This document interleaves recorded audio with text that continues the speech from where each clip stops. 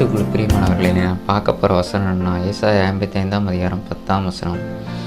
மாரியும் உறைந்த மழையும் வானத்திலிருந்து இறங்கி அவ்விடத்துக்கு திரும்பாமல் பூமியை நனைத்து அதில் முளை கிளம்பி விளையும்படி செய்து விதைக்கிறவனுக்கு விதையையும் புசிக்கிறவனுக்கு ஆகாரத்தையும் கொடுக்கிறது எப்படியோ அப்படியே என் வாயிலிருந்து புறப்படும் வசனமும் இருக்கும்.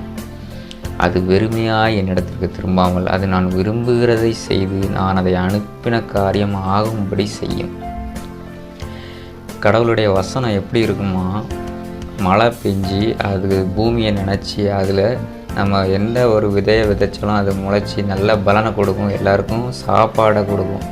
அதே மாதிரி தான் அவருடைய வாயிலிருந்து புறப்படுற வசனமும் அது என்ன செய்யணும்னு அந்த வசனம் விரும்புதோ, யார் மேலே கிரியை செய்யணும்னு அந்த வசனம் விரும்புதோ அது செய்யாமல் திரும்பாது அப்படிங்கிற மாதிரி சொல்கிறாங்க. அதான் என் வாயிலிருந்து புறப்படும் வசனம் இருக்கும், அது வெறுமையாக என்னிடத்துக்கு திரும்பாமல். அந்த வசனம் வெறுமையாக திரும்பாதான், அது நான் விரும்புகிறதை செய்து, கடவுள் என்ன விருப்பப்படுறாரோ அவர் சித்தம் எதுவோ அதை செய்து நான் அதை அனுப்பின காரியம் ஆகும்படி வாய்க்கும். இந்த காரியங்கள்லாம் நம்மளுக்கு வாய்க்கணும்னா என்ன செய்யணும்? அவருக்கு பிரியமாக நம்ம நடக்கணும். அவருக்கு பிரியமில்லாத காரியங்களை செஞ்சுட்டு நம்மளுக்கு இந்த மாதிரி அவருடைய வசனம் நம்மளுக்கு நடக்கும், அவர் சொன்னபடி நடக்கும், அவர் சொல்கிற நன்மைகள் எல்லாம் நடக்கும் நம்ம நினச்சா நம்ம கண்டிப்பாக நடக்காது. அவருக்கு பிரியமான வாழ்க்கையை வாழ்ந்து அவருடைய கட்டளைகள் கற்பனைகளுக்கு கீழ்ப்படிஞ்சு நம்ம நடந்து அதுக்கப்புறம் அவருடைய வசனம் நம்மளுக்கு நடக்கும் நம்ம விசுவாசித்தா கண்டிப்பாக அவருடைய வசனங்கள் அவர் சித்தம் அது எல்லாமே நம்ம வாழ்க்கையில் நடக்கும். அதான் அந்த வசனம் சொல்லுது.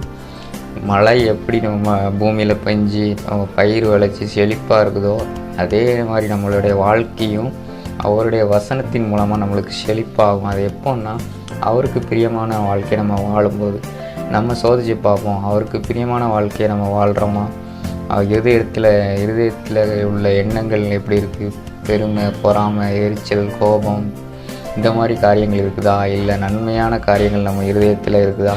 ஏன்னா கடவுள் நம்ம இருதயத்தை தான் பார்க்குறாரு, நம்மளுடைய முகத்தை பார்க்குறதில்ல.